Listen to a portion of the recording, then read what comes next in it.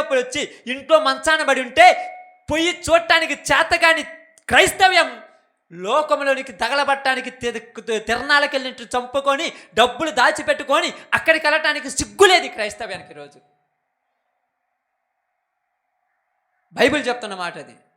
Bible చెప్తుంది, సంఘంలో బాగలేకపోతే ఎవరి దగ్గరికైనా ఏ రోజైనా వెళ్ళి మాట్లాడావా? ఎవరి దగ్గరికైనా ఏ రోజైనా వెళ్ళి మాట్లాడావా? ఎవరితోనైనా పరామర్శించావా? ఎవరినైనా దర్శించావా? ఎవరి దగ్గరికి అంటే ఇక్కడైనా కాదు, ఎక్కడైనా చెప్తున్నాను, ప్రపంచం మొత్తంలో క్రైస్తవుల గురించి మాట్లాడుతున్నాను. ఈరోజు ఎవరైనా వెళ్ళారా? లేదు. దేనికి?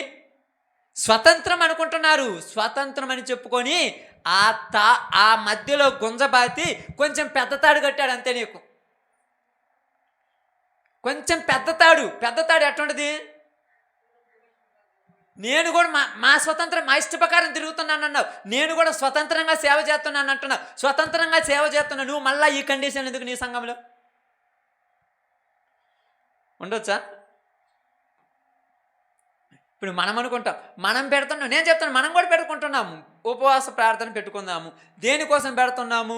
సంఘం కోసం పెడుతున్నాము, గ్రామం కోసం పెడుతున్నాము. తప్పులేదు, పెట్టుకో.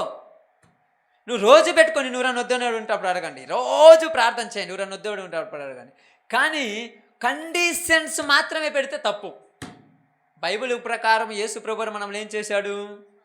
స్వతంత్రులుగా చేశాడు. స్వతంత్రులమైన మనము బ్రిటిష్ వాళ్ళ పరిపాలన నుంచి బయటకు వచ్చి వీళ్ళకి మళ్ళా పన్నులు చెల్లిస్తున్నాం. ఈరోజు